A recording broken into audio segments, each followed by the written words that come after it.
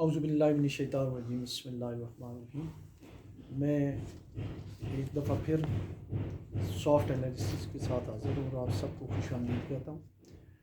آج ایک خبر نظر سے گزری ہے، بلکہ کافی ڈیٹیل خبر ہے کہ گورنمنٹ آف پاکستان نے فیصلہ کیا ہے کہ وہ 20 اداروں کو پرائیویٹائز کریں گے، جن میں سے 8-10 کمپنیاں جو ہیں وہ وابڈا کی ہیں، جس میں پیسکو ہے، حیدرآباد الیکٹرک کمپنی ہے، سکھر الیکٹرک کمپنی ہے، فیصل آباد الیکٹرک کمپنی اور دوسری جو کوئٹہ الیکٹرک کمپنی، ان کے ساتھ اور بھی کچھ ادارے ہیں، اسلام آباد کا کنونشن سینٹر بھی ہے اور پاکستان ری انشورنس کا کمپنی بھی ہے۔ تو سب سے پہلے میں یہاں یہ عرض کرتا چلوں کہ جو اس سے پہلے جتنی بھی پرائیویٹائزیشن ہوئی ہے اس میں یہ تو کہا گیا کہ جو ایگزسٹنگ جو امپلائیز اور آفیسرز ہیں ان کے مفادات کا خیال رکھا جائے گا، ان کے مفادات، ان کے انٹرسٹ کو سیف گارڈ کریں گے، لیکن ایسے ہوا نہیں ہے۔ بینکس ہوں، جو اور دوسرے کچھ مالیاتی ادارے ہوں، اس کے علاوہ کراچی میں نیشنل موٹر، ریپبلک موٹر اور سوزوکی موٹرز وغیرہ، تو یہ جتنے ادارے ہیں ان کے امپلائیز کے ساتھ جو ہے کہا تو یہ گیا تھا کہ ان کے ٹرمز اینڈ سروس جو ہے وہ نہیں چینج ہوں گے، لیکن ایک دم آتے ہی وہ چینج ہو گئے۔ انہوں نے چینج کی، پرٹیکولرلی یہ مجھے پتا ہے کہ بینکرز کے ساتھ بڑی ناانصافی ہوئی ہے۔ جس سال جب ٹیک اوور کیا نئی مینجمنٹ نے، انہوں نے ان کے جو پوسٹ ریٹائرمنٹ بینیفٹ جو ہے وہ کیپ کر دیے، اور اب اگر 2018 میں 20 میں کوئی بندہ ریٹائرڈ ہو رہا ہے، اس کو اس کی سیلری جو 96 97 95 میں تھی، اس کے حساب سے جو ہے وہ جو اس کے پوسٹ ریٹائرمنٹ بینیفٹ کیلکولیٹ ہو رہے ہیں۔ اسی طرح سے جو دوسرے سیکٹر تھے، جیسے آٹو موبائل سیکٹر والے تھے، ان کو بھی ہمیں پتہ ہے، جیسے نیشنل موٹر والوں نے بڑے مظاہرے کیے تھے، ان کے ساتھ بھی بعد میں زیادتی ہوئی، پی ٹی سی ایل کے ساتھ۔ تو میری گزارش یہ ہے کہ اگر ان اداروں کو آپ نے آف لوڈ کرنا ہے، پرائیویٹائز کرنا ہے، ٹھیک ہے، وہ شاید ضرورت ہے ہو جائیں، لیکن اس میں جن لوگوں نے یہاں تک اداروں کو پہنچایا ہے اور بڑی جان فشانی سے کام کیا، ان کے پوسٹ ریٹائرمنٹ بینیفٹ، ان کی جو سروس ہے اس کو کوئی گزند نہیں پہنچنی چاہیے۔ ان کے جو پوسٹ ریٹائرمنٹ ایگزسٹنگ جو پوسٹ ریٹائرمنٹ بینیفٹ کی جو اسکیمیں ہیں وہ چلنی چاہیے، وہ خواہ وہ پینشن کی ہے، گریجویٹی کی ہے، پراویڈنٹ فنڈ کی ہے، وہ ساری کی ساری جو ہے وہ ایسے ہی ہونی چاہیے۔ وابڈا کی جو کمپنیز ہیں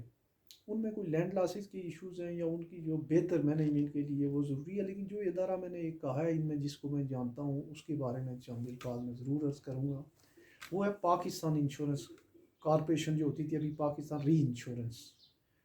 کمپنی ہے۔ وہ اس کا ہیڈ آفس ہے ایک ہی، شاید ایک ہی جگہ بلڈنگ ہے ان کی۔ یہ اسٹیٹ بینک، نیشنل بینک سے جنوب مغرب کی طرف جو پی این ایس سی بلڈنگ نٹی جیٹی کا پول ہے، اس سے پہلے ایک بلڈنگ ہے پاکستان انشورنس کمپنی کی، یہ ان کا ہیڈ آفس ہے۔ اور یہ ادارہ وہ ہے، اس کو بہت کم لوگ جانتے ہوں گے کہ جو یہ ایک انشورنس، جو جنرل انشورنس سیکٹر کے اوپر جو ایک کمپلسری ری انشورنس کی جو ریکوائرمنٹ ہے 30% کمپلسری ریٹروسٹیشن ٹریٹیز کے حوالے سے، کہ جو بھی کوئی جنرل انشورنس کمپنی انشور کرے گی، اس کا 30% وہ اپنا پریمیم جو ہے وہ اس ادارے کو کرے گی، سرنڈر کرے گی، اور جو ان کا نقصان ہوگا اس میں 30% یہ ادارہ کنٹریبیوٹ کرتا تھا۔ اور یہ اس لحاظ سے ایک ریگولیٹری سی اور سپروائزری باڈی بھی تھی، اور بڑا ان کا چیک اور بیلنس تھا اس ادارے پہ۔ میں نے 1 سال اس میں سروس کی ہے، بڑا ٹرانسپیرنٹ ادارہ تھا 87-88 میں۔ اور آپ اس کی ٹرانسپیرنسی کا یہاں سے اندازہ لگائیں کہ میرا تو وہاں پہ کوئی نہیں تھا، میں آزاد کشمیر سے تھا، تو ایک ہی سیٹ تھی جو اس میں انڈکشن کے لیے میرٹ کی بھی تھی، اور مجھ جیسے ناچیز کو جو ہے اس ادارے نے ٹاپ سلاٹ جو ہے اس پہ رکھا تھا، میرٹ پہ پہلے نمبر پہ رکھا تھا۔ اور 1 سال میں نے سروس کی، اور اس زمانے میں یہاں پرافٹ بونس ملتے تھے، اور بڑی اچھی مینجمنٹ بڑی اچھی تھی، لوگ بڑے اچھے تھے، اور ایک بڑا ہولڈ تھا انشورنس سیکٹر کے اوپر۔ تو اب جو کوئی بھی خریدے گا اس کو، تو اگر موسٹ پرابیبلی جو ہے کوئی بڑا جوائنٹ جو ہے اس سیکٹر کا، انشورنس سیکٹر کا ہی خریدے گا، اور وہ پھر وہاں کنفلکٹ آف انٹرسٹ کی بھی جو ہے وہ بات ہوگی، اور بہت سارے اور بھی معاملات ہوں گے۔ تو ان چیزوں کو بھی دیکھا جائے، اور لوگوں کی جو ایک دفعہ جیسے میں نے پہلے کہا کہ لوگوں کے جو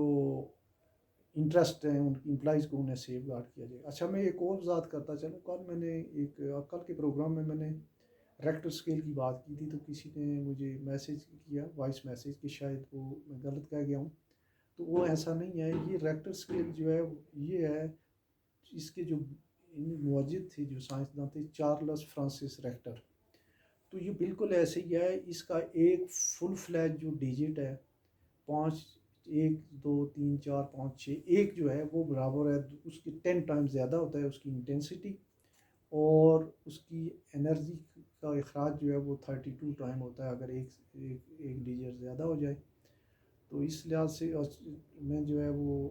دیکھا جا سکتا ہے. وہ میں نے بعد میں چیک بھی کیا ہے، اس پہ یوٹیوب میں بھی اس کی کافی ساری جو ایکسپلینیشن موجود ہے، اور اس کے علاوہ اور بھی بہت سارے اسکیل ہیں زلزلے کو مہیا کرنے کی. تو آج اتنا ہی، بہت بہت شکریہ، اللہ حافظ.